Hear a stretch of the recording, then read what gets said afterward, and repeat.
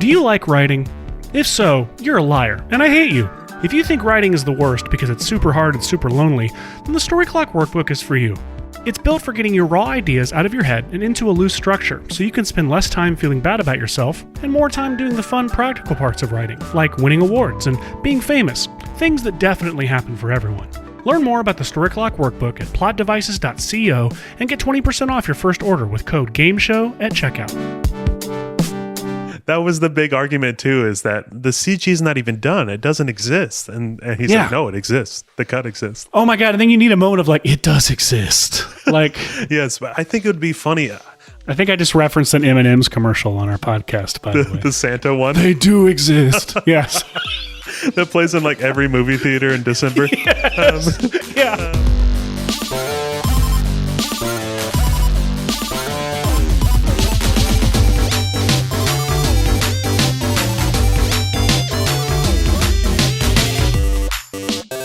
Hey everyone, I'm Ryan. And I'm Seth. And welcome back to the Writer's Room Game Show. It's the podcast where every week we generate an original feature film idea from scratch in under 60 minutes, working from a set of random prompts given to us by a big Hollywood studio. At the beginning of every episode, the studio, which is really just an iPhone shortcut, assigns us, the contestants, a new project consisting of 4 components: the genre, the tone, the demographic, and a studio mandate, which is essentially just a random thing that the studio is requiring. We then have 1 hour to develop a feature film idea that fits the assigned criteria, with, of course, surprise roadblocks along the way. I love surprise roadblocks. They're my favorite kind of roadblocks. Me too. Wow. At the end of the episode, we'll focus group the idea with one of our talented filmmaker friends and ask them actual focus group questions. If they answer positively, we win, and we'll roll around in money for 8 hours. And if they answer negatively, we'll quit screenwriting altogether, and then do it again next week. That's about it. That's how you quit something. Seth, how you feeling, man? I feel good, man. I'm good. How about you? You know, I'm feeling ready to develop another hit Hollywood movie. This is some witty banter we've got going on. Today is a dialogue-centric, Aaron Sorkin-esque character drama. We're recording these sort of out of order, so I'm not really sure what exactly is out by this point. I'm assuming you've heard us develop a Hallmark movie.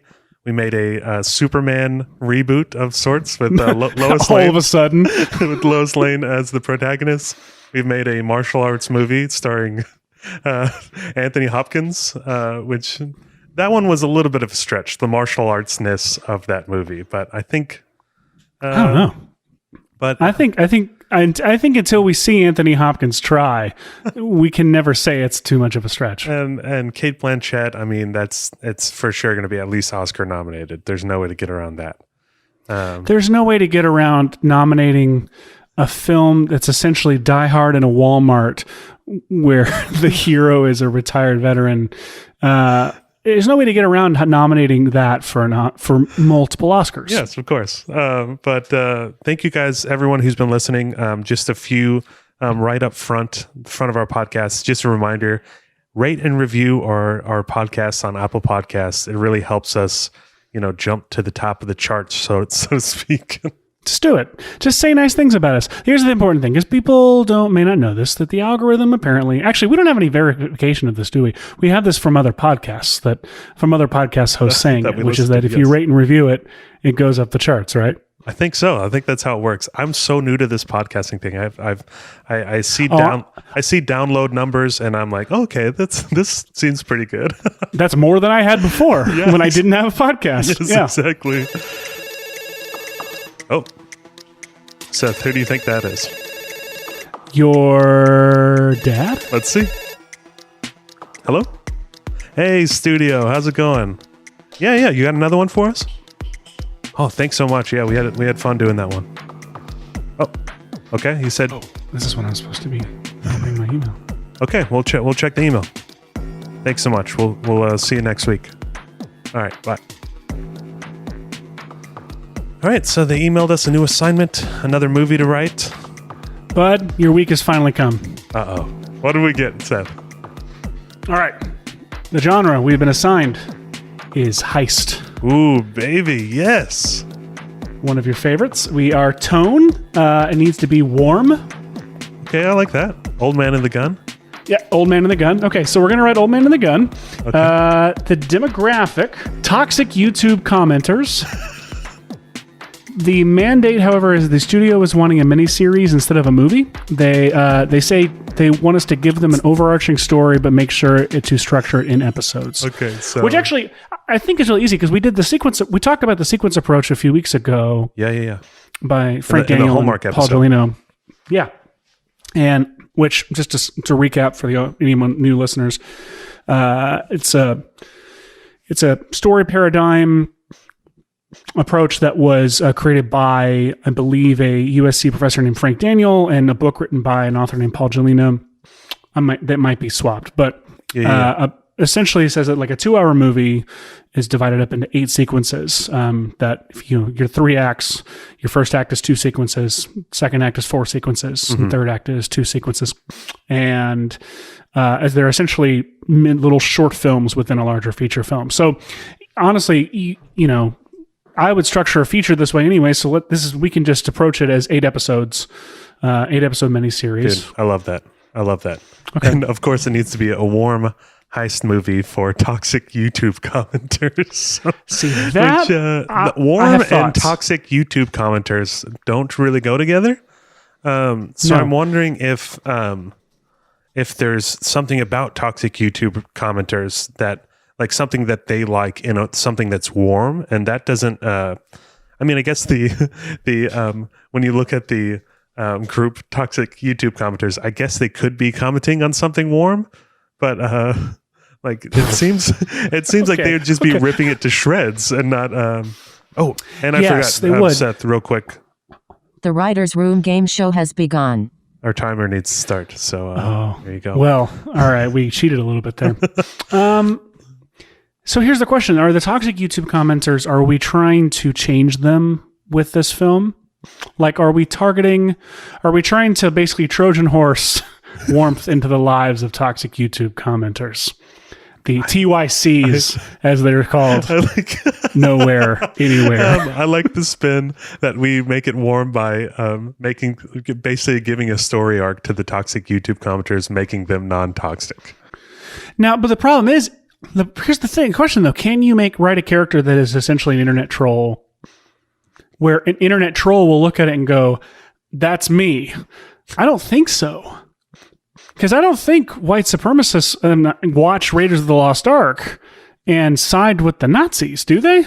And the thing is, too, with the target audience, we kind of ran into this with the Greeter episode when we got caught up on the target demo being 60 plus, thinking that we had to make the protagonist 60 plus, but really it was more like our dads are enjoying this movie. It doesn't need to be about the, that demographic. It could be about something else. They just need to be able to enjoy it and watch it and be in that target demo. So yeah, I don't know if it means making, a main character a toxic YouTube commenter because they're the audience. What do toxic YouTube commenters like? They like the Snyder cut. They like I wasn't going to say it, but you went straight there.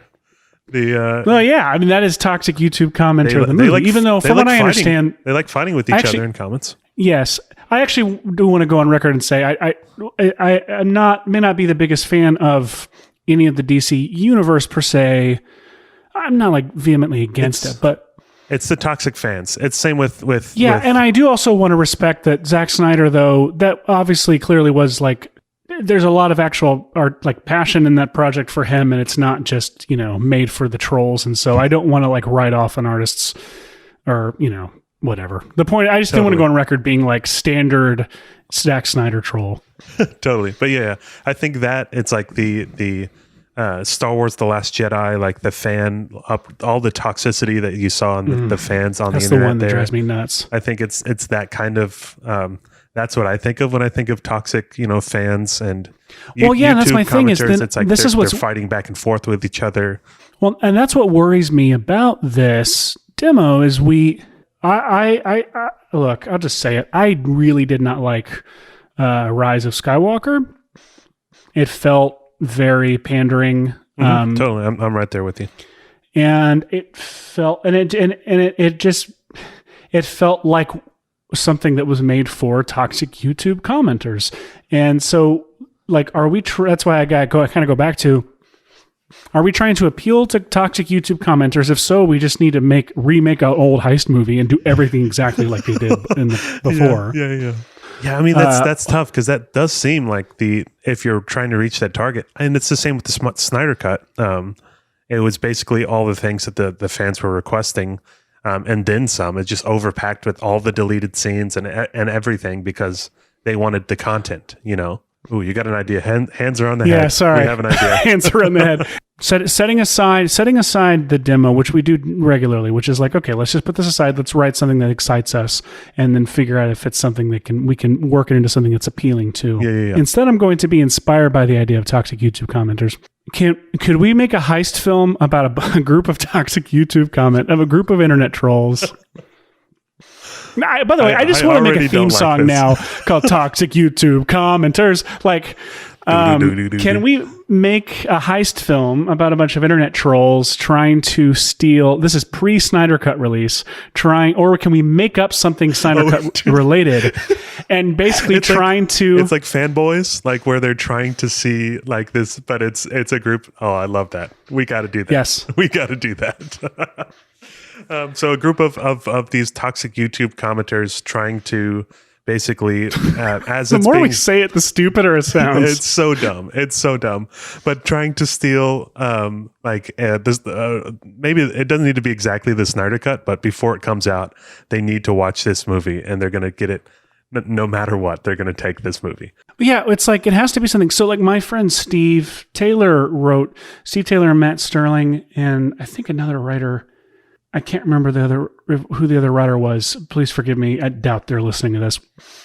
But they wrote a movie years ago about a group of college film students who find out about the existence of Jerry Lewis's The Day the Clown Cried, and which is his long vaulted project that never released Holocaust clown movie. Mm-hmm. And it's about these film students. Essentially, it's a bunch of film students trying to find this, going on a road trip and finding this print. So it's I feel like it actually is really great if we can find a realistic.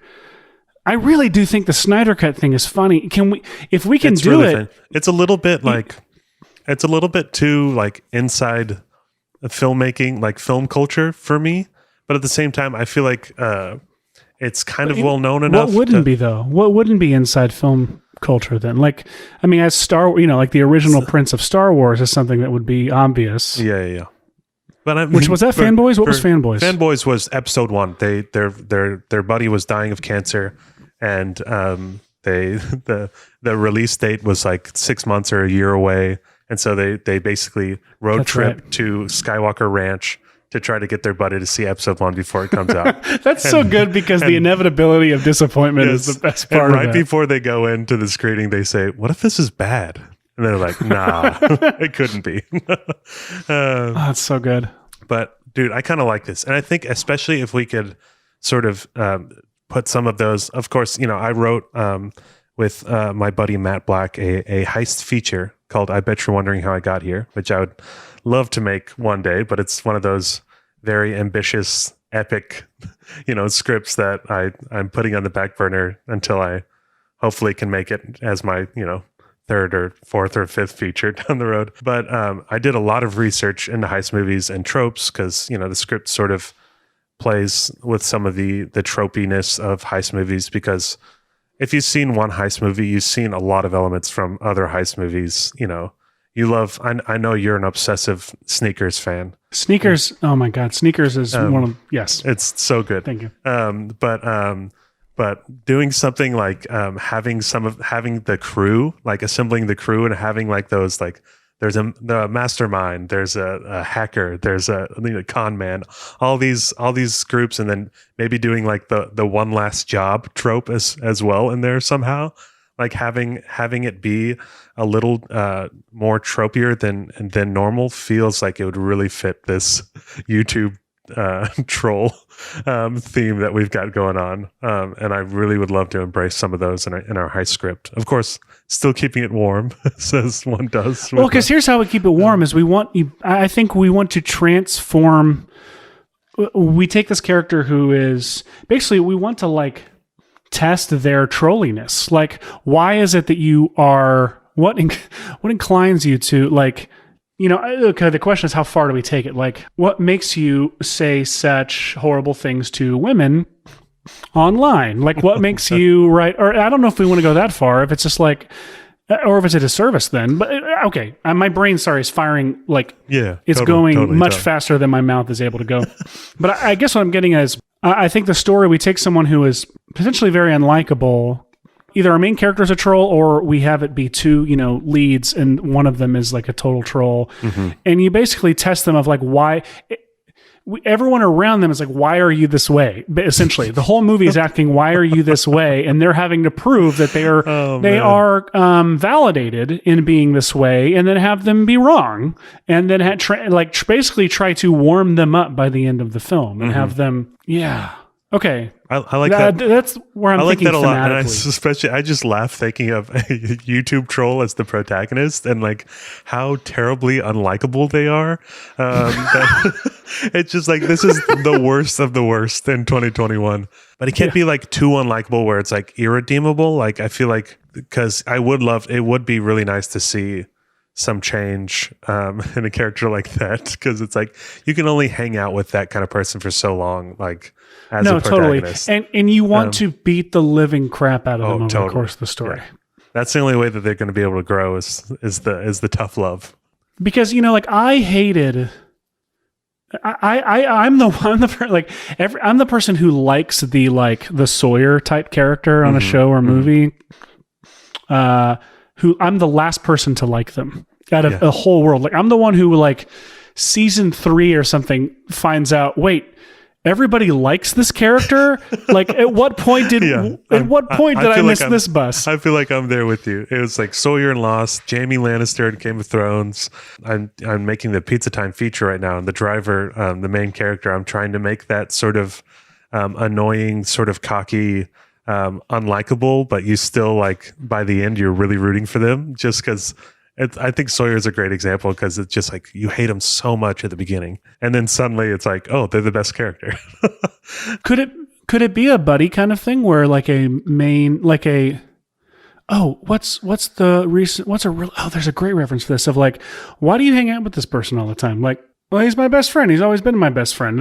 We grew up together. We so-and-so. But it turns out this person, like, basically to where, like, our main character is like the Joe from Super 8, and the internet troll is kind of the Danny Ocean of this group, but is like not the greatest of people. Let me throw this out here, and I would love for you to educate me here in a second more on the 8 part structure.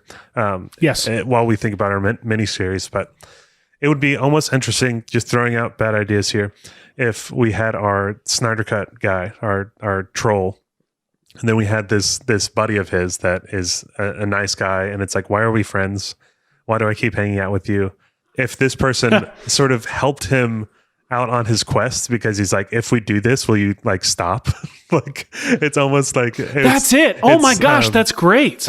Because he can be sort of, I don't know if he's in IT or like he's like a tech nerd or something, or he works like a corporate job. It might be a little too fanboys, but if our good guy works like a corporate job doing tech or IT or something like that, and he has a really boring life, and maybe this is like he learns how to kind of take it easy and have a little bit more of a he's learning a little bit on the adventure of how he can be more adventurous and do this stuff, while the troll is learning how to be a better person. And like, it's not, I don't know, I'm like trying to think of the warm aspect, so it's like they can both grow in their own ways. I think if we do this, will you stop? Like, I wrote this down and I circled it. I think that is such gold, Polly. Nice. Like, okay, awesome. So good. I think that is like the main, because that's the only reason why he would help out on this heist mission to get the film. Yeah. And of course, they can maybe either along the way or like as they're planning it, they could assemble their crew of old high school friends, or, you know, something like that. And they're all this is, of course, I'm just throwing out ideas, but maybe they can all sort of that same theme of if we do this, will you stop? Is how they get if they're involved. all doing it. So yes, if they're all doing it, so that guy. So I guess we need to externalize stop before we So the list of checklists we need to figure out. We need to specify. Again, I really think stealing the Snyder cut is the thing. So let's just pursue that if you're cool with it. Yeah, I love it. And figure out how it can be meaningful later. We'll need to figure out where they're stealing, what they're stealing exactly, which I guess he just believes the cut exists or the footage exists and they're going to cut it. I guess that's good. Like they set out to steal the cut, and everyone's like, guys, dude, what if it starts with? Sorry, I don't want to cut you off. Zack Snyder posted way back in the day. This is how it all started. He posted a black and white photo of film reels, and basically said that the Snyder cut was real by posting this. Photo. Really? Yeah. Did he really? Yeah. It was there's these film reels. Once people started saying bring back the Snyder cut or whatever. He basically posted that as proof that there was footage out there to be cut for the Snyder cut, and that's what really stoked the fire. So maybe you can start with him seeing the reels, and he's like, "It's real, I told you," and that kind of gives them, Okay, find when that was. Okay, and Googling we can. Now. So that's what can instigate this guy's. Oh, dude, the World's End is a good reference too. Totally, yes. It's all the high school buddies getting back together. Yes, and it's his oh my God, the Snyder cut exists. He is the Simon Pegg character. Yes. And oh my gosh. And I like the idea that everybody has there's a hint for everybody of this sounds fun enough, but as adults, we're not going to do this, but it's actually really motivating to do by the fact that this person who we all love, but absolutely want to distance ourselves from. Yes. That they will, if the doing this will make them stop, whatever that means. So we'll need to figure out where they're what their plan is eventually, and that will help us we'll work from there to figure out what each of our team members do. But first and foremost, we need to externalize what stop means. What is it that they are promising to do if they succeed at this? Yeah, I guess that's true, because if he's an internet troll, typically they're on the only place they're bothering people is on the internet and YouTube comments and on Twitter, Instagram, making hashtags and commenting on all these people's posts. I have a friend who is engaged in some very toxic behavior online. Yeah. Over the past, during the most recent election specifically, and I believe a friend or family member made a deal with them that if, I think it was based on the outcome of the election, they would delete their Instagram account. I actually can't confirm this. So anyway, who cares? No one knows what I'm talking about. I think deleting their accounts is actually that's maybe really interesting. You called this little girl, you went and said this stuff on this YouTube page. This is a little girl who opens toys for a living. And you said this to this little girl, I forget so that that's it. I'm gonna let the dad with children talk about all the crazy YouTube content that they have to see on the reg. That I'm sure there's trolls in the comments just going crazy. Well, thankfully, YouTube has taken some pretty decent efforts to actually keep people from comments aren't allowed on things that are for kids or by kids, but not in our movie universe. Not in our movie universe, and timing-wise, actually, they may not have established them yet. Honestly, I couldn't find that post, but I think it was it was right after the regular Justice, 6 months after the theatrical cut of Justice League came out. So okay, 2018-ish. So it was during. I mean, I think this doesn't matter. It was during Trump's presidency. Yeah, definitely. Okay, so yeah, I think deleting your account is great. Deleting your accounts, 100%. That's it. Which is the name of the film, Delete Your Account. I actually really love that. Because it's such, I love too when people post comments and then the reply is just delete your account. Yeah. So I love this idea of a group of friends who agree to help their friend steal the Snyder cut. And in exchange, he will delete all of his internet accounts. I love this idea. I love that too. And we're definitely going to have to educate our focus group on the Snyder cut a little bit before we pitch this, That's okay. but I think this is super great. Okay, so let's get into it. I would love a little bit of maybe just real quickly talk about those 8 sequences, 8 sequences, and we can kind of structure each episode around each of those sequences. So in sequence A, you excite the viewer's curiosity with an opening image and hook. You present exposition explaining the who, what, when, and where of the story. And the sequence generally ends with an inciting incident or point of attack. Sequence B, the protagonist tries to reestablish the status quo disrupted by the inciting incident. They fail and must face a worse predicament. Sequence C, now we're in Act 2. And if you're familiar with... I'm going to cheat a little bit here. Countdown paused. Because we're teaching. So yes. Yeah. We always pause for teaching. Pause for teaching. If you could see Ryan with his patented Ryan Polly mustache, for some reason, the gentleness with which he sang that was so warm and wonderful. Oh, so sequence C, the protagonist makes a first attempt to solve the dramatic question and fulfill his or her want, but fails. So basically, this is like the first attempt, first try at something. Subplots are also established, just like, Save the Cat talks about the B story enters at this point. Totally. The sequence often includes the first major set piece of the movie, which this is like the fun and games section, according to Save the Cat. Trailer moments, as plot devices would say. Yes. Sequence D, which ends in the midpoint of the story. This is where the protagonist once again tries to restore the status quo and fails. The end of the sequence is the midpoint, which Frank Daniel and Paul Gelino call the first culmination.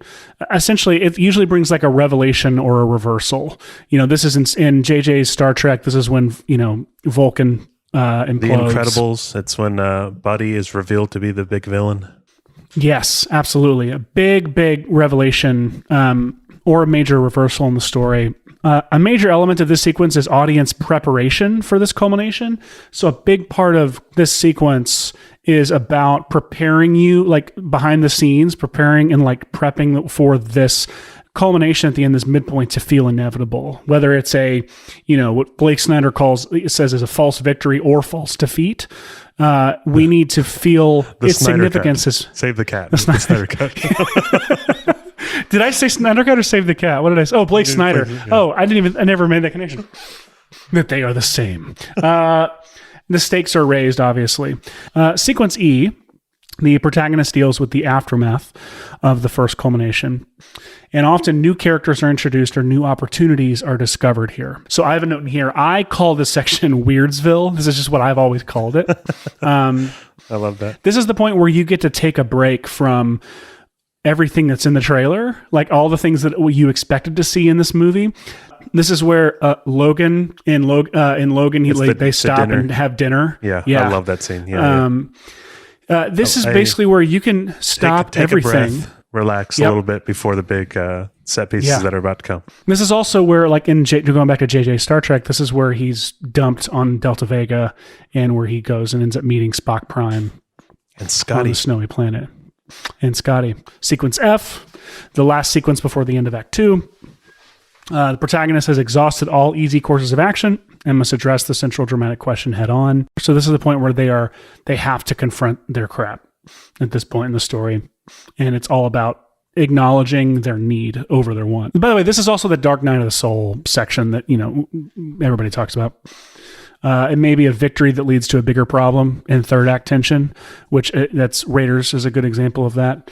They get the arc, but it essentially just leads to a bigger problem. Yeah, skin melting. Skin melts.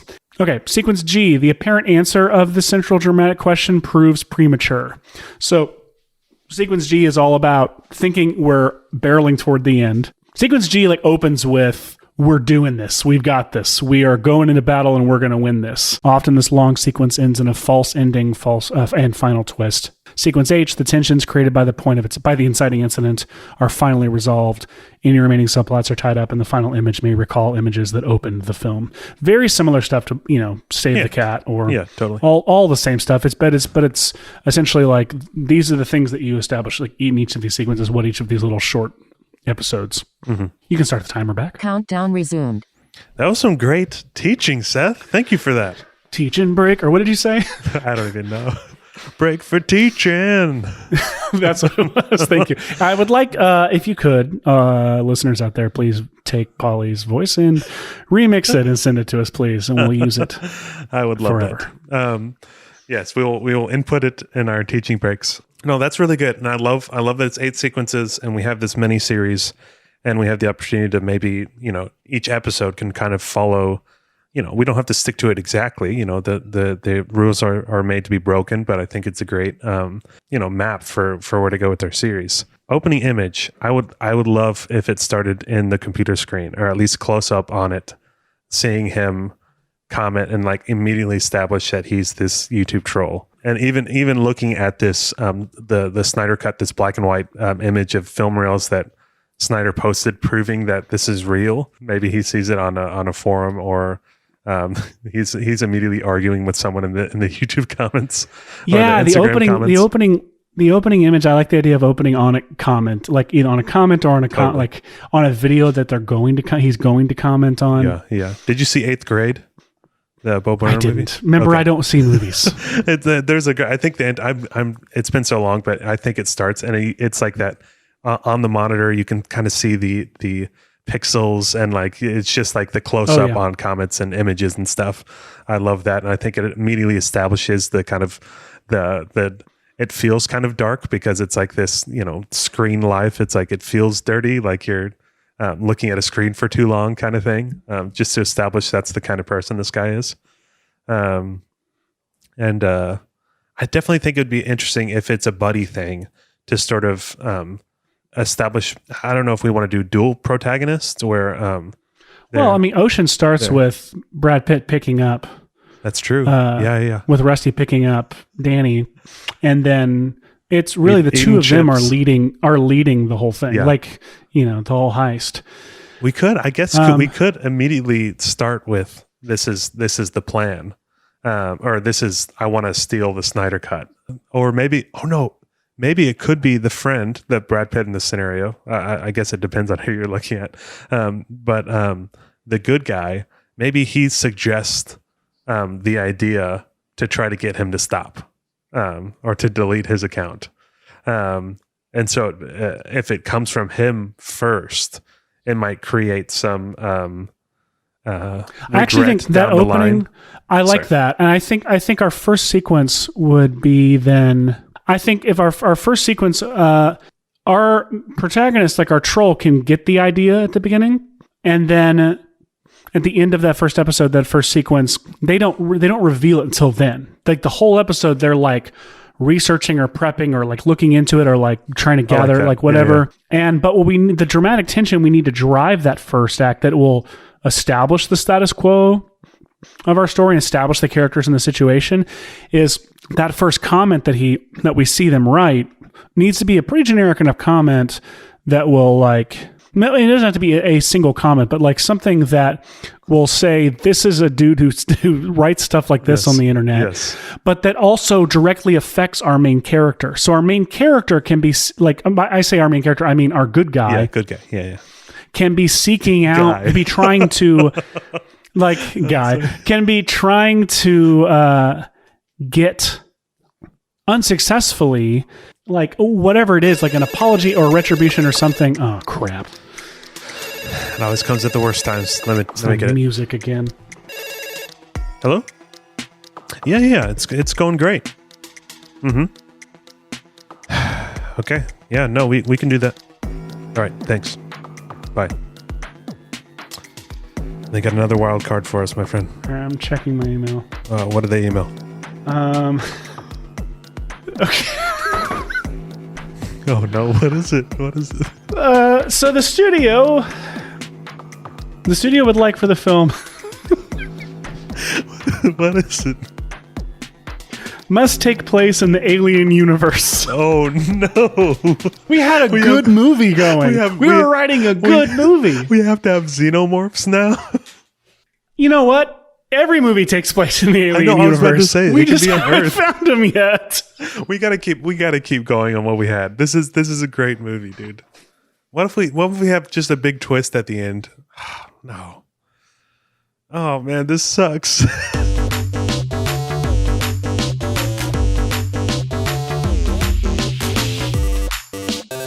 Picture this. You're a director. You've got a shoot coming up, and one night you're rereading the script, and suddenly they hit you. Shot ideas. Close-ups, medium close-ups, dare I say extreme close-ups. But what are you going to do? The shoot isn't for several days. How will you remember them for that long? Then, you remember something you bought after hearing an ad for it on a podcast that you absolutely love and share with every one of your friends. And you think, that thing that I bought from listening to that podcast just might be what I need. So you throw open a drawer, and there it is, the storyboard workbook from Plot Devices. You turn to the first blank board in the board section, and you sketch those shot ideas real fast so you'll remember them. And you're terrible at drawing, but you know that doesn't matter because you're not Ridley Scott, and everyone in your life knows it. But one thing you are good at is being practical. That's why you flip to the setups section and start sketching a possible lighting floor plan for the day of the shoot. Using the provided gear list section, you jot down a list of lights you know you'll want to request to be put on the truck. And now, not only are you ready to communicate your vision, you're also ready to execute it. So when the day of the shoot finally arrives, you can arrive to find the location is on fire, but you have to shoot anyway, so you just wing it with the confidence of knowing you did the best you could. And if it sucks, it definitely won't be for lack of trying. Learn more about the storyboard workbook at plotdevices.co and get 20% off your first order with code GAMESHOW at checkout. This takes place in the alien universe, but it's way in the past and on Earth. You know? I'm sorry. That's so dumb. It's like so to have dumb. to say, by the way, we should also mention this takes place in the alien universe, but we haven't found aliens yet in it. They're out there somewhere. It's funny because the war heist movie in the alien universe can exist, but it's the fact that we're doing a YouTube troll like Snyder cut thing that makes it like the difficult part. And we've just spent 30 minutes like basically coming up with this idea, going through the 8-act structure or the 8-sequence structure and all this stuff. Let's do what we did last time. Let's just table it. Let's table it. But I think we were getting a little in the weeds. We need to focus on the big broad strokes. I think we do. So let's talk about what the heist is. Are they stealing these reels from Snyder? Dude, I think it'd be so fun. Well, there's multiple things we can do. Wait, why were they on reels? He basically was just posting fun. They shot a lot of it on film. And IMAX. That was just raw footage? Yeah. And I'm pretty sure I need to find that photo of the film reels because it's like. See, this conversation, I can write this conversation, by the way, right here, where they're like, wait, why was it on film? Like they edit everything like so. And he's like, and plus, do you understand how many, I don't know how many reels are in the picture? Like, do you understand how many that is? Like, that's more than a feature film would be. That was the big argument too, is that the CG is not even done. It doesn't exist. And he's like, no, it exists. The cut exists. I love no, it exists. And so they're all just going to do it. Oh my God. I think you need a moment of like, it does exist. Like, yes, but I think it would be funny. I mean, I guess you can do multiple I think I just things. referenced an M&M's commercial on our podcast, by the way. The They Santa do one. exist. Yes. That plays in like every movie theater in December. Yes, but I mean, you can go multiple directions. You could go, it's at Zack Snyder's house, and we're going to Zack Snyder's house to steal the film reels.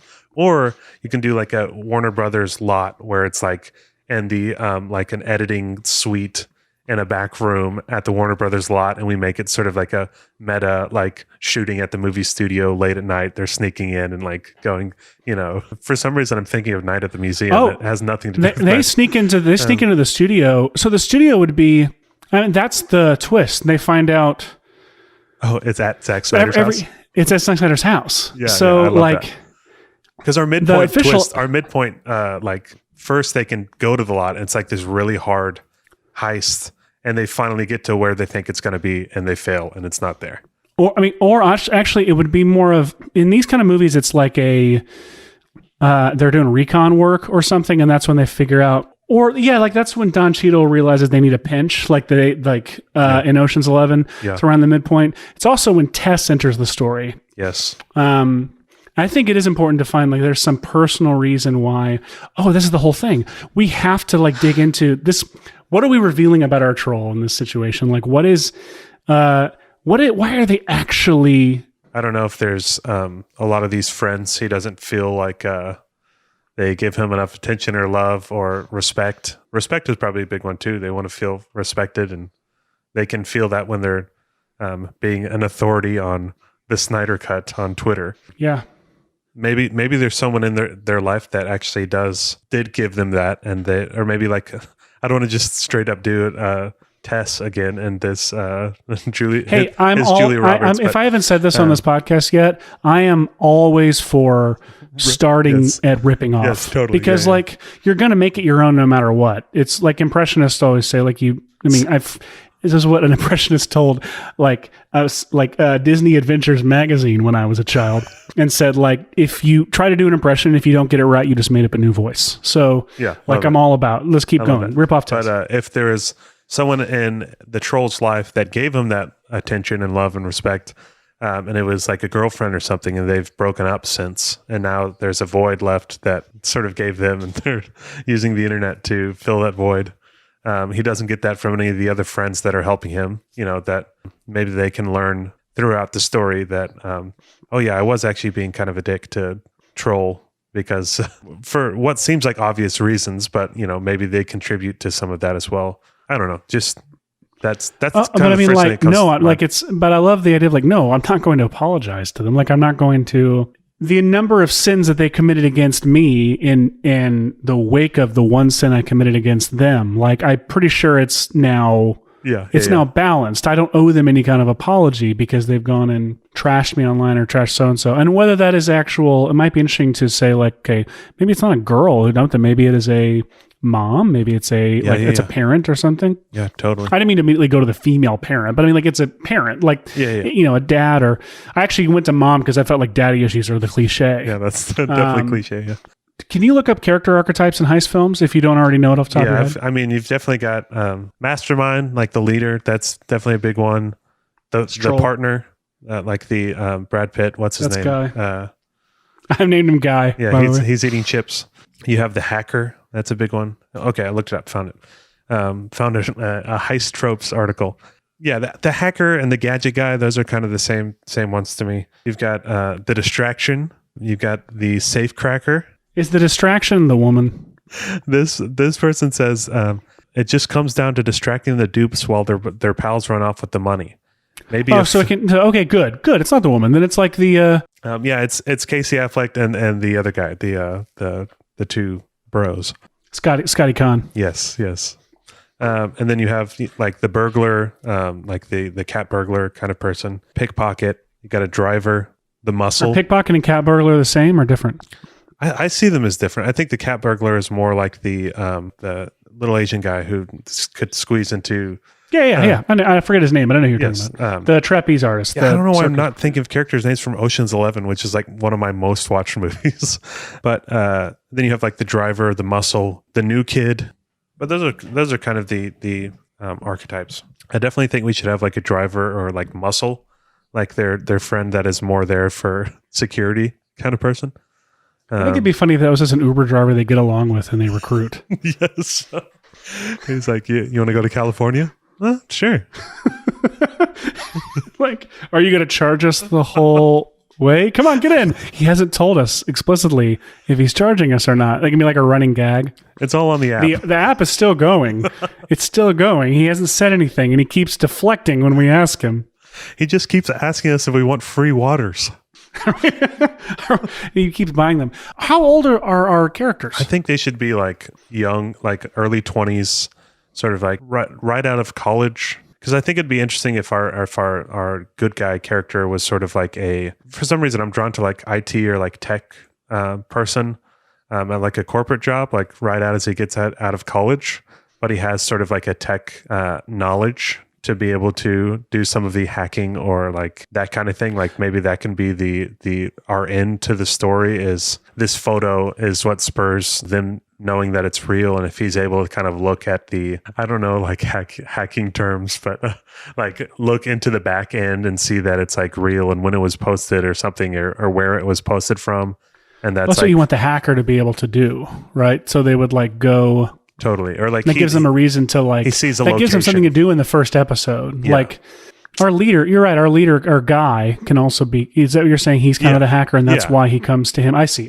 Because that to me makes sense within in a 2021, 2020, 2019 this would take place, I think. 2018 or 2019. Anyways. I'm wondering if these I love that. I think that's great. That gives them a motivating, in the first episode gives them gives them a reason to go to him. Yeah. and something for them to do.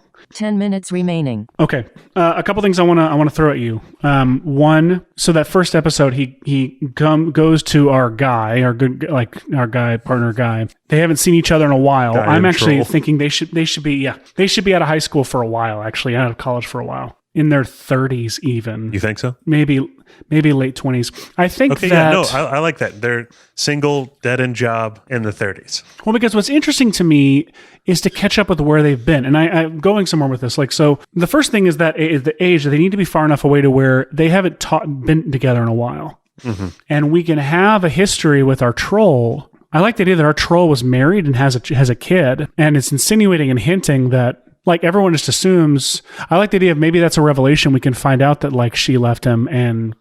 Dude, I love that. He is not allowed to see his kid eventually. Yeah. And that's who this is. Oh my God, that's who this is for. Polly, he's stealing the Snyder cut for his son. Yes. That's 100% what he's doing. He wants to be a cool dad. Yes. And yes, that is perfect. And I love that because it helps us empathize with him. Even though he's a terrible person, we know that he wants to be a better person. But he's wrapped up in this terrible world of trolls because he's trying to do something cool for his son so that they could be reunited or that they could be, he could be liked by his son. And in this whole process, he has to learn why she left him. Like he has to learn why people in his life keep leaving him because he's a narcissist and he's he's a troll. Dude, I freaking love that. And I think that especially if that's over the course of the series, if we learn that, like it's hinted at, and then we slowly learn and we start to like him more and more because of that. And we want to learn that around the midpoint of the series that like he's no longer, his wife left him and his son, and we realize because that's Ocean's 11. If he still has his ring on because he still longs for that relationship and stuff. I think the ring is a great externalization of that. That's an object. That's great. Yeah. An object that he can lose or take off at a certain point to show. Dude, and this is cliche, but it's good. Early on, the first scene of the show, we show the computer screen, we show a close up of him typing, and he's got the ring on. It's like there's lots of stuff that we can establish there early just to show. Yeah, dude, I really like this. Me too. So Tess shows up in the sequence leading up to the midpoint. Dude, what if never mind. Continue.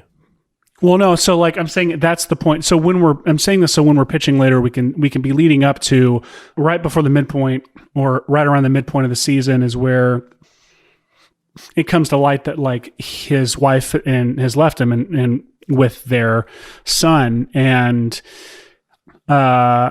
essentially we learn over the course of the story now that he's actually doing this just to impress his son. That's why he's trying to. Dude, I love that. Steal the Snyder so cut. Good. So good. And now this group of friends, the other thing I was going to pitch you is this group of friends needs a history, something they all did together in college or high school, regularly or frequently, or maybe one big time that was a heist that was similar to this. So there's a reason they have a history, or at least he and his buddy and most of the people in it. There need to be a bunch of, a mix of new and old as well in there. But totally. like the Uber driver. Like the Uber driver. He's the new. Yes, I agree. And I think it needs to be something else other than a film club. It's got to be something that involves their abilities or their skills somehow. When we meet them, it's already established. Even when we're assembling the crew, that scene, we can do some Ocean's 11. It's a history they keep alluding to. Whether we say it or not, it's he goes to him because he's like, dude, we're the only ones who did this, or we blah, blah, blah, blah. We just got to find the old crew. And we, of course, watching are oh, okay, there's an old crew. I don't know what they did, but I'm excited to learn what it was that they did. 5 minutes remaining. Okay. 5 minutes. Yes, I agree. I love that. We have that. Let's keep going through our story just to make sure 5 minutes we can at least have a overarching, broad outline. So around the time that they find out that our guy finds out that his wife left him, that's around the time that we also discover that the studio doesn't have the cut, which we can spend a little time interpreting that as the cut doesn't exist. Yeah, totally. And that's so everything could break down. Yeah, I was about to say, yeah. So they start to not like him again. They're having a lot of fun doing this heist. It reminds them of old times. When that happens, there's sort of a falling out between some of the friends. Maybe they lose a few of them for a second. I mean, just a hot second, because that pinch moment in Ocean's 11 doesn't last. It's one scene. Totally. I haven't seen the picture you're talking about that Snyder posted, but if there's some way that it doesn't look like his home at the beginning, that's great. And then someone can be like, look at this here clue here. This is actually zoom in 1,000%, enhance. Oh, I can finally do. Okay, I've wanted to do this joke. It's not an original joke, but I've wanted to do it forever. I've just wanted someone to say, "Can you zoom in and enhance that?" And someone to just say no, yes, or totally. Or they do it and it still looks like garbage. Like they zoom in and it looks like they go enhance, and it just sharpens the garbage. Like, with the power of AI, we could enhance this image, and then they click enhance, and it's just terrible. Oh, it just becomes a rabbit or like something. Anyways, yes, I think that's great. They find out it's Zack Snyder's home. There's a guy that comes in and he says, if Zack Snyder catches you. But now it's real. If Zack Snyder catches you, real. He'll kill you, and then he'll go to work on you. It's like, what? He seems like a delightful person. And like, but no, it's more like we're not breaking into a man's home. Like this was where like this is a totally different ball game. This is a totally different thing. And not to mention, I don't know if we talk about this, but like dude just experienced a very horrible tragedy in his life. Yeah. And only reason I say we mention that is the fact that our main character is so insensitive to it. And I only say that we should actually talk about it because I think it actually is there's an interesting, not to exploit it or anything, but like it can be mentioned possibly, and maybe not, but like the fact that our main character either cares or doesn't care about that fact, like how they respond to that fact, I think sheds light on character. But I don't know if that's exploiting a family tragedy. We have like 90 seconds left. Let's talk about the ending. I kind of feel like they shouldn't be able to steal it, like, or maybe they steal it, or they meet Zack Snyder and he's like, come on, let's just watch it. And he shows him like the footage or something. And it's raw footage. And it's all raw footage. And it's the most boring. It's just a day of watching dailies with Zack Snyder. And he's a really cool guy. And everyone has fun. His son's got to be there or something. Like we need to be able to like, if the thing is like, if that's it, that's the twist around 100%. Someone backs out and he's like, I know someone who can do this. And then we like cut to it and it's his son there or something. And he's a part of the heist now, or like, I don't know. His son or our guys work it out. Like our main guys like work it out to where like some big twist reversal. They've worked it out to where like the son is going to be there in the right place at the right time to actually sit and watch the dailies with Zack Snyder. Yeah. I think it is funny actually if the kid's really bored. Like he thinks it's cool, but then he's bored very quickly. And poor Zack Snyder is just like it's so funny. I just love that it's just like the amount of CG they had to like and visual effects work they had to do. It's just guys on green screens. But if they watch this film or the dailies basically, and he's bored, but then at the end he gets handed like a prop from the film, like Batman's like batarang or like. Oh no, he's just like, can I have what's that? Like, can I have that? And he's like, well, actually, that's a really. And the kid gives it to the kid reluctantly, or the kid just takes it like he's giving it to him. And Zack Snyder's just pissed at him basically, and he's like, "Get out of my house." Okay. And then but the kid's happy at the end because he gets the prop or whatever, and they can make up and everybody's happy. Oh my god, this is the first movie we've written that I've really loved, and I'm kind of bummed that we're putting it on a podcast. We can never get this made. It's good that we did this on a podcast. Time to pitch your movie. Technically this the Robot Lady, this is actually a series and not a movie, but thank you for letting us know. Yeah. Take that, Robot Lady. So we're gonna have to pitch this now. We'll wing it and see what happens. You ready for this, Seth? Actually, can I kick it off and then hand it to you to get into the story part of it? Can I give like the essential log line at the beginning? Yeah, well, we should probably educate on Snyder Cut too. Yeah, tell you what, you educate on Snyder Cut, then hand it off to me for log line, Great. And then I'll hand it off to you to dive into story. Okay. Because I noticed in our other episodes we've started cold on like the opening of the film, and I think it cheats the story. I agree.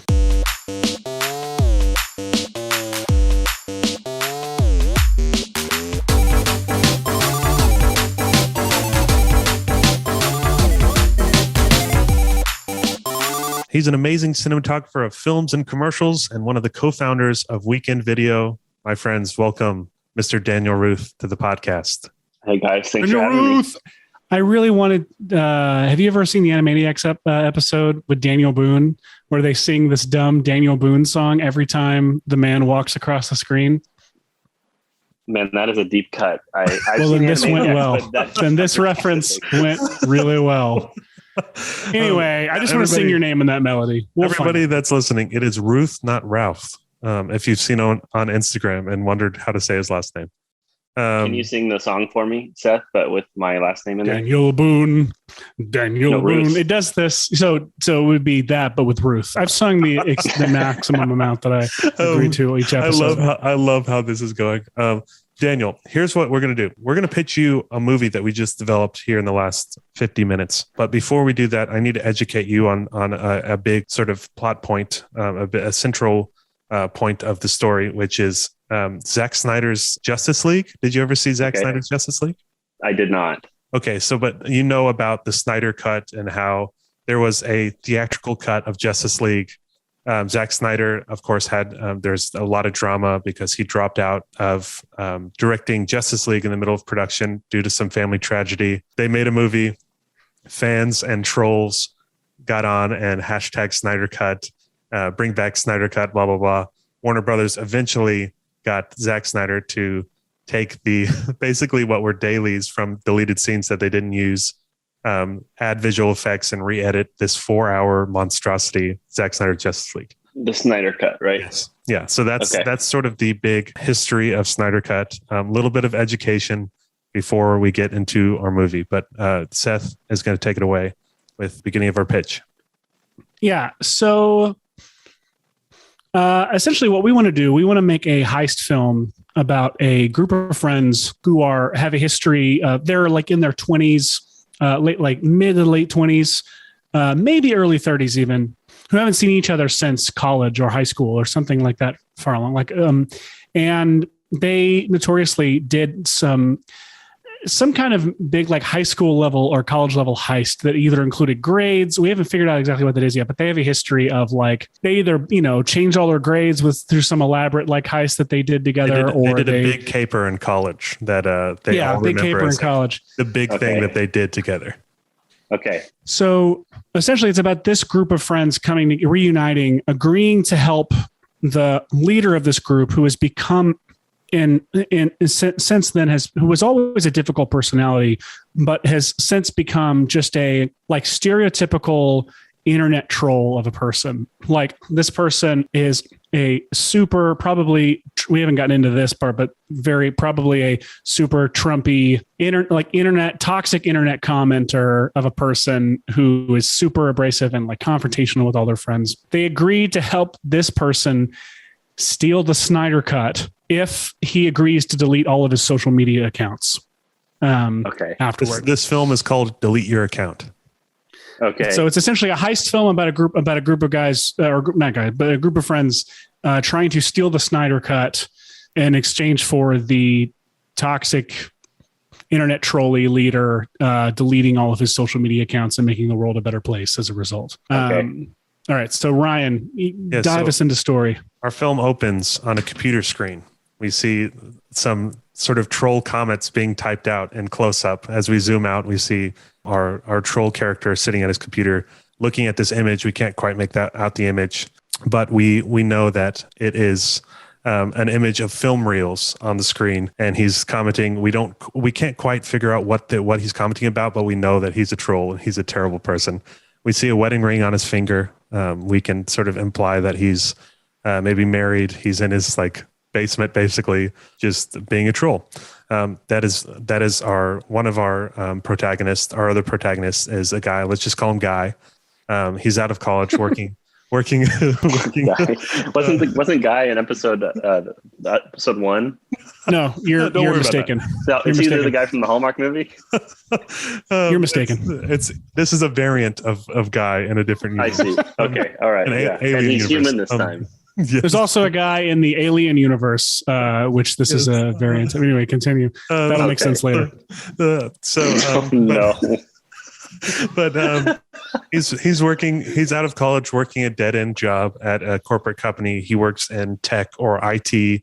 We know that he's really good with computers. Anyways, he's college buddies with our troll character, and our troll character is just out of control. He's always on social media, just posting this trash, and just sort of all of these college buddies of this friend are just like, dude, what happened to this guy? Like, he got married, like he's got a kid, like this he used to be such a great guy, and it's been going downhill. Our college friend guy, we'll call him, he sees him posting about this Snyder cut, and Zack Snyder actually posted this image in real life, a black and white image of these film reels, basically proving that the Snyder cut was real, to kind of stoke fan interest about the Snyder cut, hoping that it would eventually become a thing.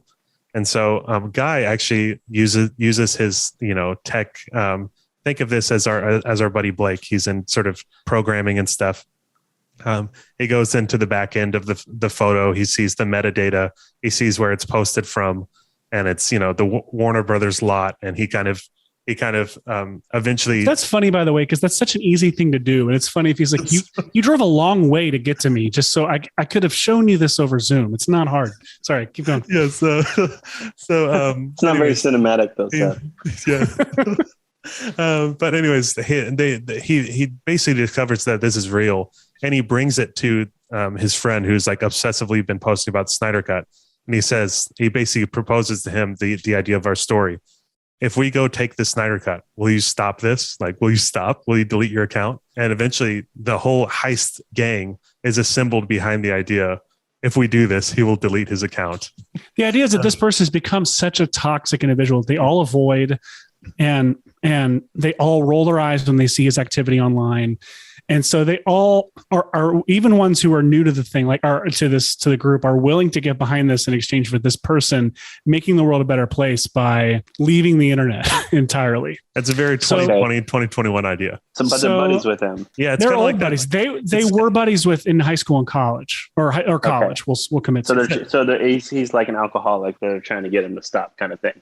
Think of it very much like Simon Pegg in World's End. It's that leader of the old gang who everyone's kind of grown up a little bit, and this guy never did. And the whole gang isn't really thrilled at the idea of doing this journey, doing this heist, this adventure. Well, for one, because the Snyder cut doesn't even isn't even a cut. Like, they all talk about, like, in the picture, it's a bunch of film reels. Like, why is it on film? Like, none of the VFX are done. And that's more reels than a feature film would even be, so there's even the question of, like, what are we stealing anyway? But for our troll, he's like, this is like, we're getting the game back together. Let's, this is one last ride. Like, let's do this thing. Let's go get it. And this matters. Let's prove to the system that, like, they can't suppress an artist like this and ruin what would have been a masterpiece of a film, which was all these like trolls, like, argument here. So I see. Okay. Oh yeah. Cause the whole argument over the Snyder cut was that, like, they were like, they suppressed Zack Snyder's genius. This is the perfect film is out there, and we're entitled to have it. We deserve to get it. So that's where the whole release the Snyder cut thing. It was the same. There's like a Venn diagram, a very strong overlap of the people who harassed Kelly Marie Tran in the wake of Last Jedi, and the people who tweeted release the Snyder cut. It's a very, very, very strong overlap there between people. Okay. So they go out on their journey, and the first stop that they're like, these reels are in the Warner Brothers lot and the like edit suite in the back. They do a bunch of recon. They journey out. They're doing this recon work. At the same time, they're also assembling their old team to get there. Some of their old like folks either don't want to belong or they need new kinds of people. So they've got another person that randomly tags along in the team is an Uber driver who just blab this whole plan to the Uber driver, or one of them does. And the guy's like, that sounds really fun. I'll drive you all the way to LA. And they're like, oh, cool. Are you still going to charge us? He's like, this is going to be fun. He never answers their question directly. So they don't know the whole movie. The app is still going, and they don't know if this guy is charging them for the Uber ride or not. But he's constantly with them as their getaway driver. He keeps on offering them free waters, and that's about it. I see. Okay. That makes sense. But they, anyways, the similar crew, they go to the Warner Brothers lot. There's a sort of a big set piece around our midpoint, and that's when they realize the film reels are not actually there. There's sort of can I interject, Ryan? I'm so sorry. I think right before they realize that, our main guy, who we're calling Guy, realizes, like, comes to learn that our trolley leader, has been lying this whole time that he's not still married. His wife left him some time ago. His wife left him and took their son with him.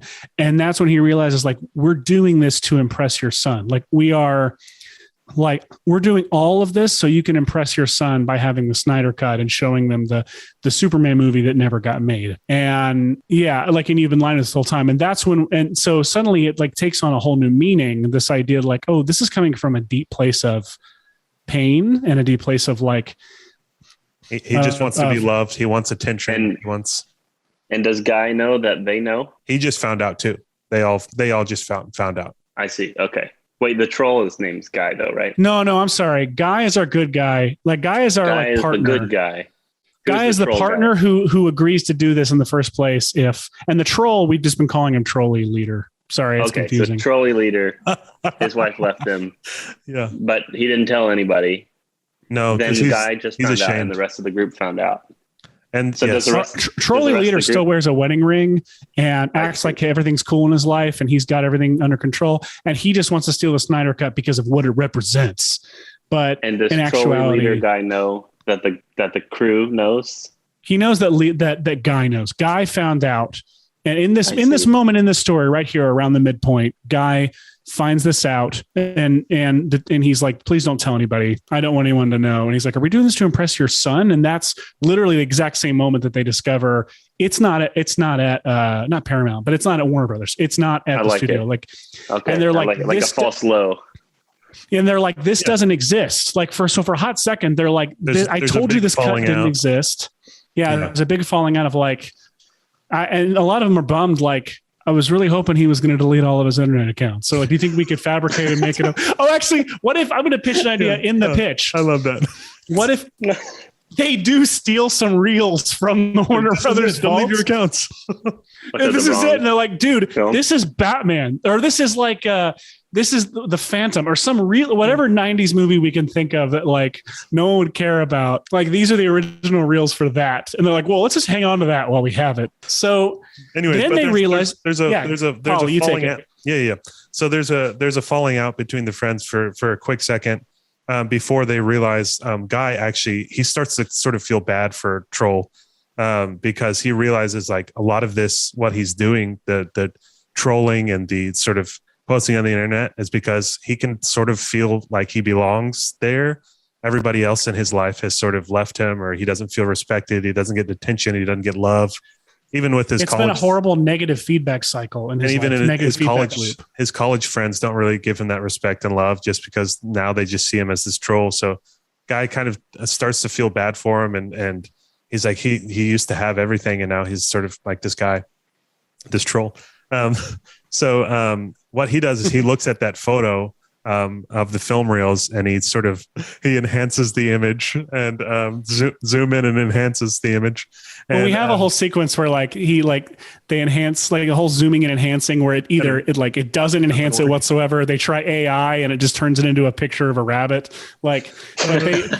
But they figure out that the reels are actually at Zack Snyder's house. And so I see. Okay. So now they have to break into director Zack Snyder's home, his actual personal home, to steal. So the second half of the movie then is this, and primarily the third act is this heist of them breaking into Zack Snyder's house to steal it. Meanwhile, because it's like an Ocean's 11 type heist, there's a lot of surprises along the way of like what's really going on behind the scenes. And our trolley leader. So a couple things are our priority here in this throughout the entire story that we're telling, which is we want to force the trolley leader to like basically turn himself inside out and reveal why he acts the way he does. What's the reason for a lot of this toxic behavior of his?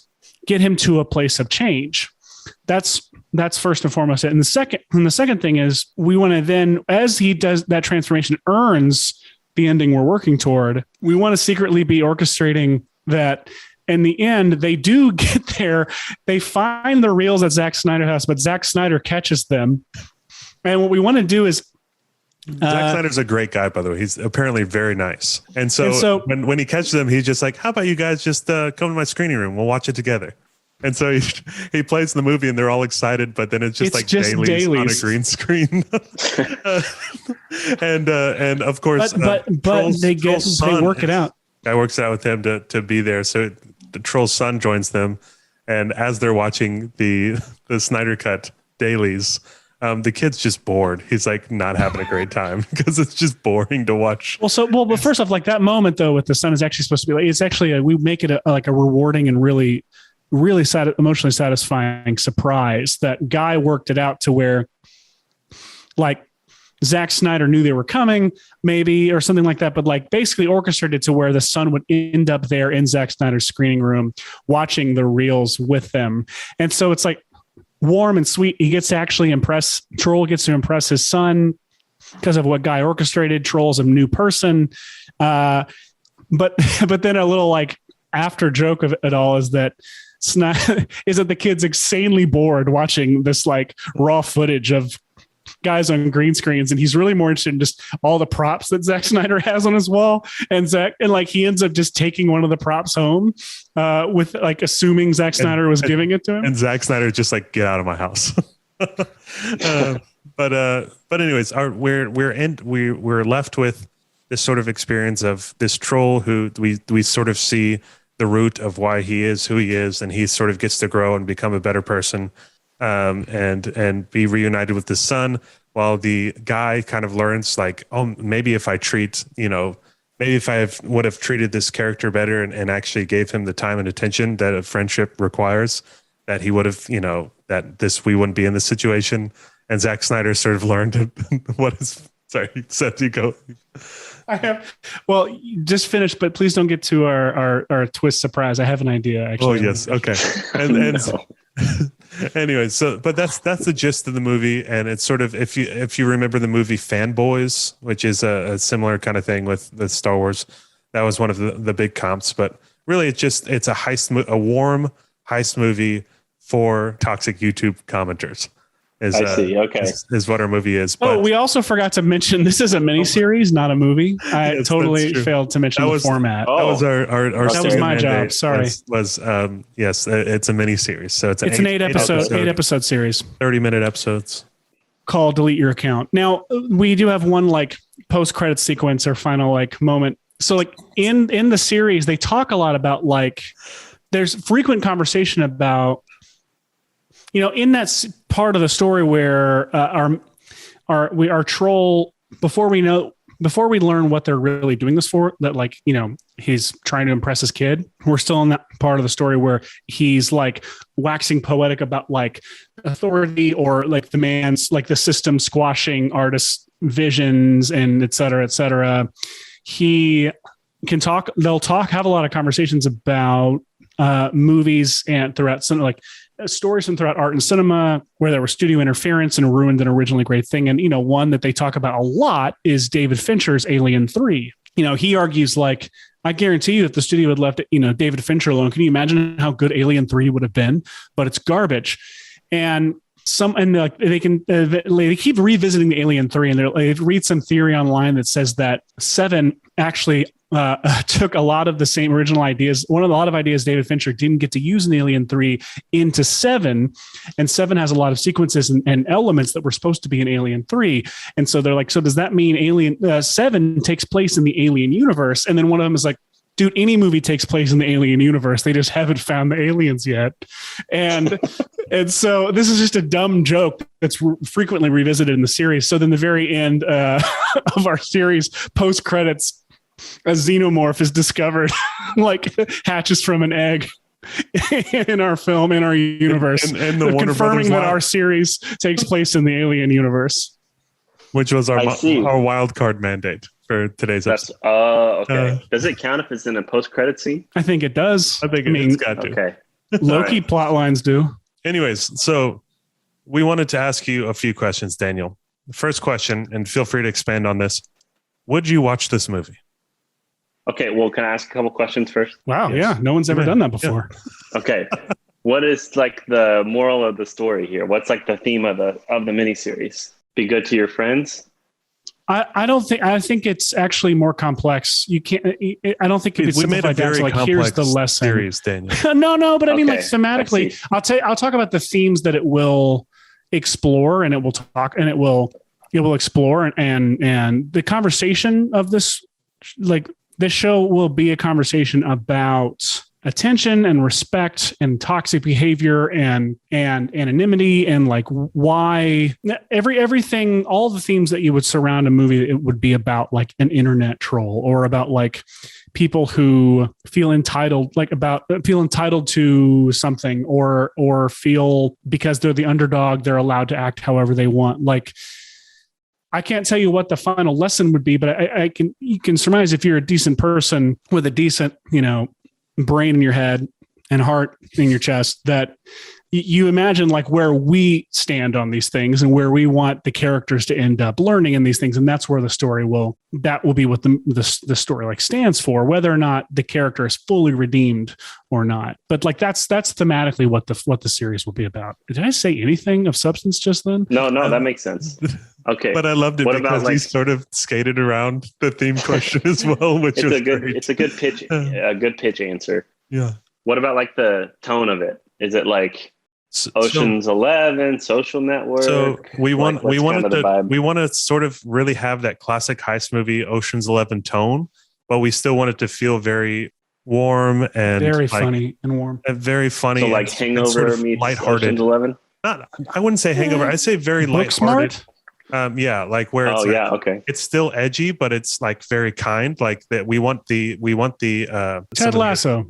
Yes, exactly. Ted Lasso, but if the main character wasn't it's like an inversion of Ted Lasso where everyone else is good, right. He's a douche. And he's a douche, and it's about the team being a bunch of Ted Lassos trying to redeem a douchey coach. That's how I think that's the perfect thing. Yeah, but we want him to stand out, and like we want to make sure that to show that like no one is beyond redemption, sort of, Okay, so he's like a Michael Scott season 1 kind of guy. No, dude, he's worse. I mean, worse. He's just a crappy, unlikable person at the beginning who he's surrounded by a bunch of people who are patient with him and wants because he was not always this way. Every episode we earn just a little bit, just enough for you to watch another episode and deal with this person and hope that they'll be a better person. Yeah. Okay. So to answer your original question, would I see this, I guess, miniseries? It sounds interesting. Yeah, it sounds interesting. At first, I thought, man, this stakes sounds. I think that was the yes, right? What? I would see it. Yeah. Yes. At first, yes, it's a yes. But I want to expand on it. At first, I thought the stakes seemed really low, and it sounded a little boring, to be honest. Okay. I think the most exciting parts of it sound like the heist stuff. All of those segments sound like a lot of fun. But the more you guys expanded on like the themes and those kinds of things, and like the Ted Lasso idea, that sounds really, really like a lot of fun. And it doesn't need to have high stakes in order to be like, enjoyable and heartfelt. It could still be fun and exciting without necessarily having, everyone on the threat of death the entire time. So you're saying we should have started with inverse Ted Lasso? I'm saying I would see it now that I understand it better. All right. Hey, that's a win. Second question. Would you recommend this movie to a friend? Miniseries. Having not seen it. Pretend you watched it and it was exactly how you think it's going to be. I mean, yeah, totally. Woo-hoo! I would. I actually didn't know if we were going to get this one. Yeah, I thought we were going to. You seemed skeptical from point one, and I was like, "We're doing a bad job pitching this because it's great." That's hilarious. Well, I was expecting like full on comedy, like something ridiculous. But the more you guys talk, the more I was like, "This is actually kind of like a heartfelt." Well, comedy is such a hard thing to pitch. I feel. You gotta have a little bit of heart in there. You gotta have like the best comedies are like ones with a really well told story and characters that you love as well. So I mean. But I have yet to hear, I am still trying to figure out how you pitch anything, but also how you pitch comedy, because I feel like you're trying to hit the broad strokes of story.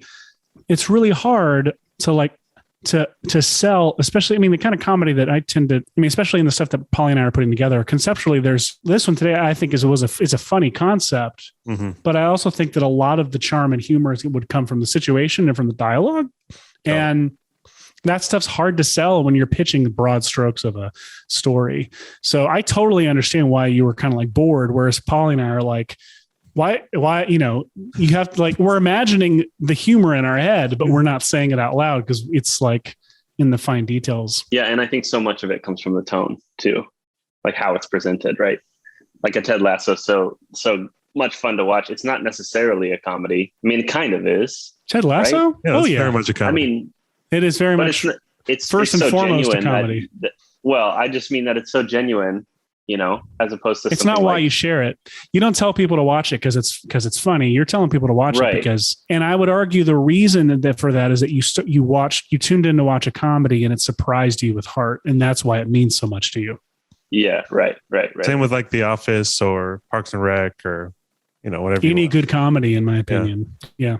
So this would be one of those really heartfelt, but it's funny first and foremost. Yeah, it's a heist movie that with hilariously low stakes and that's what I should have said at the beginning, probably, is that there are the joke, the whole idea of it is that it's there hilariously low stakes. Yeah. Like that's the stakes. I like it. Nice. Okay. Well, Daniel, thank you so much for being on the Writers Room Game Show. Daniel Routh. Routh. Wait, one more question. Who would shoot it? Trying to think of this tone. Who would like direct and shoot this? You and me, dude. I'm not giving it to anybody else. That's true. I'll take how about this? You take the pilot. I'll take the finale. You take evens. I'll take odds. Sounds good. I just want to get Zack Snyder in the room. Oh yeah, you get to work with Snyder then. Get out of my house. The Writers Room Game Show with Seth Worley and me, Ryan Polly. Executive produced by Grant Wakefield at Weekend Video and Ann Fogerty at Plot Devices. Our art is by the incomparable Meg Lewis, and our incredible music is by Ben Worley. The Writers Room Game Show is a Weekend Video production in association with Plot Devices. Learn more about Weekend Video at weekend.video, and don't forget to check out writersroomgame.show to listen to all of our episodes and keep in touch. And while you're at it, rate and review us on Apple Podcasts. It really helps the show out a lot. See you on the next one.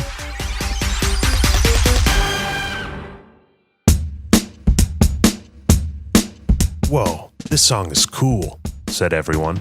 Well, that's because this music and all the other music under ads in this episode was provided by MusicBed. They've got an insane selection of music that filmmakers and creators can license, and Seth and I personally use them on a ton of our personal and commercial projects. Anyways, check out the link in the show notes to start your subscription and get unlimited music for your next masterpiece. It's the end of the podcast, and you know that these things just end in ads, and yet you're still listening. So I can only assume one thing, which is that you've fallen asleep. And now I'm in your dreams. Once again. Here's what's going to happen. Whenever you hear the word podcast, you're going to feel the unavoidable urge to go to plotdevices.co and order any of our cool storytelling products, like the Story Clock Workbook for turning your ideas into stories, or the Storyboard Workbook for drawing your shot ideas and planning your shoot. And you're going to be sure to use the code GAMESHOW to get 20% off your first order. Now, when I snap my fingers, you will wake up. Podcast.